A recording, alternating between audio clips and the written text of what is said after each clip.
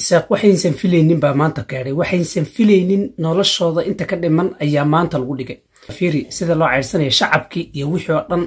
maanta isaaq waxaysan filaynin ayaa gebi ahaanba la gaadhsiiyey muuqaalkan waa muuqaaladii laga soo duubay goobta ay markaasi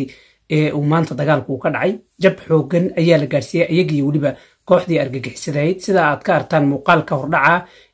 waxaan wanaagsan daawadayaal kusoo dhawaada wararkii ugu dambeysay faahfaahin dheeraad ayaa kasoo baxaysa dagaalkii xooganaa ee saaka ka dhacay deegaanka Daawacaley oo ka mid ah dowladda deegaanka Soomaalida sidoo kale tan dhowr mar hore halkaasi ay uga dhaceen dagaalo xoogan oo u dhaxeeya maleeshiyada argagixisada oo kasoo gudbay dhinaca maamulka Somaliland iyo sidoo kale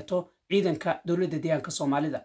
xaqiiqada dagaalkaasi inta ku dhimatay iyo waliba inta ku dhaawacantay iyo waliba waxa ka jiro in odayaashii dhaqanka ama ismadii dhaqanka ee beesha isaaq ee dhowrkii bari ugu dambeysay ku sugnaa deegaanka Daawacaley inay gacanta ugu jiraan ciidanka dowladda deegaanka Soomaalida iyo sidoo kale goobta la geeyay maxaa ka jira sidoo kale in odayaashaasi la dilay oo gabi ahaanba ay ku dhinteen dagaalka ayadana waxaan idinkula wadaagi doonaa xaqiiqada warkaasi iyo qayla dhaanta sidoo kale ka soconaysa dhinaca maamulka Somaliland gurmad xoogan oo ayagana la sheegayo in ay ciidanka maamulka Somaliland u fidiyeen maleeshiyadka argagixisadaha xogahaasi oo dhan ayaa halkan ugu wadaagi doonaa balse haday tahay markaad kugu horeysay barnaamijkan uu soo gaaro si share gare barnaamijka oo la wadaaga asxaabtaada kaleeto aynu ku bilownaa saaka dagaal xoogan ayaa ka dhacay deegaanka Daawacaley oo dhowrkii bari ugu dambeysay ahaa furin dagaal oo gabi ahaanba isku hor fadhiyaan ciidanka dowladda deegaanka Soomaalida iyo maleeshiyada argagixisada oo ka soo gudbay dhinaca maamulka Somaliland ujeedka dagaalkaasi waxa uu ahaa wararkani hore ayaan idinkula wadaagay dabcan waxa uu ahaa maleeshiyad argagixisa oo laga soo abaabulay dhinaca maamulka Somaliland qorshuhuna waxa gabi ahaanba ahaa in dab lagu shido nabadgelyada ka jirta dowladda deegaanka Soomaalida arintaasi waanu ka wada dheersanahay inteena badan ee ku xidhnayd barnaamijyada wacna media si kastaba dagaalkii maanta dhacay khasaare xoogan ba horta maleeshiyadkaasi lagu gaadhsiiyey ayagoo halkaa isku aruursanayo oo ciidamo kasoo gudbay dhinaca maamulka Somaliland ay qayb ka ahayeen ayaa ciidanka dowladda deegaanka Soomaalida saddex dhinac ay kasoo weerareen waxaana gam laga siiyey maleeshiyadka argagixisadaha iyo ciidankii maamulka Somaliland halkaasi ku sugnaa طبعا ماليشياتكو ما هين ماليشيات ايغو اسكا سميسمه waa maleeshiyad ay horkaciyeen saraakiisha ciidanka maamulka Somaliland odayaasha dhaqanka iyo waliba qaar ka mid ah culimadiinka maamulka Somaliland oo ayaga laftirkooda la arkay wixii maanta ay baraha bulshada ka sameeyeen taasi ayaana daliil u ah in ay ayaga laftirkooda qayb ka ahayeen dagaalkii maanta halkaasi ka dhacay iyo kii hore khasaaraha sababay ee halkaasi ka dhacay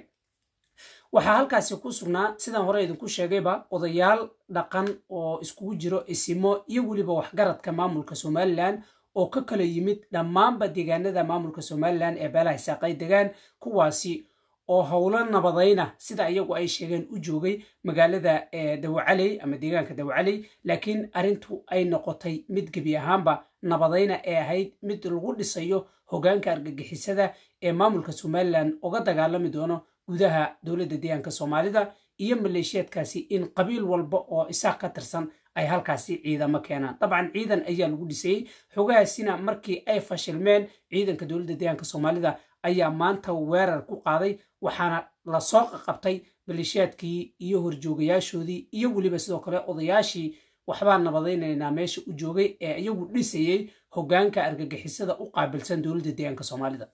odayaashaasi iyagoo qabaal saaran ayaa hadda sawiraantooda aad aragtaan oo ciidanka dowladda deegaanka Soomaalida ay gabi ahaanba intay soo aruriyeen oo gaari qabaal ay soo saareen ay halkaasi u sii wadaan xabsiga dhexe ee jeel ogaadeen oo haatan noqon doono jeel isaaq ama jeel iidoor hadda loo bedeli doono maadaama argagixisadu ay halkaasi ka dilaacday sidoo kale tan ay rabaan inay deegaanka gabi ahaanba ay dhibaato ka horiyaan dowladda deegaanka Soomaalida iyo madaxdeedu marar fara badan ay ku soo celceliyeen in aysan ogolaanaynin aqbali doonina in argagixisa ay ka dagaalamato gudaha dowladda deegaanka Soomaalida dagaalo qabiil oo shaati qabiil loo hoysinay laakiin argagixisa ay ku hoos dhuumaneysana qaybo ka mid ah dowladda deegaanka Soomaalida laga horiyo marar fara badan ay saraakiisha ciidanka iyo odayaasha dhaqanka iyo waxgaradka dowladda deegaanka Soomaalida arintaasi ka digeen laakiin beesha isaaq oo mar walba iyagu abaabulo dagaal kadibna cararo ay bilaabeen in gabi ahaanba ay dagaal halkaasi ka horiyaan laakiin waxa ka hortay saraakiisha geesiyada ee ciidanka dowladda deegaanka Soomaalida oo iyagu mar walba u taagan inay ka hortagaan falalka argagixisnimada ee markaasi laga horinayo dhulka dowladda deegaanka Soomaalida si kastaba haatan markii dagaalkii uu qaboobay oo dagaalkii lasoo afjaray oo maleeshiyaadkii qaar dhumo iyo qaar dhaarac laga dhigay iyo qaar nolosha lagu qabtay qaar la dilo waxaa haatan abaabul uu ka soconaya magaalada Hargeysa iyo guud ahaan deegaanada beesha Isaaq ay degaan kuwaasi oo la rabo inay mar kaleeto deegaanka Dawcaley iyo deegaanada gobolka Faafan ay ka degaan beesha Isaaq dagaal laga horiyo guud ahaan waxyaabaha ka soo kordho qaybaha dambe ee wararkeena ayaan idin ku soo gudbin doonaa tan iyo intaan midka kan xil ku kulmi doonana waxay idinka tahay sidaas iyo amaanaha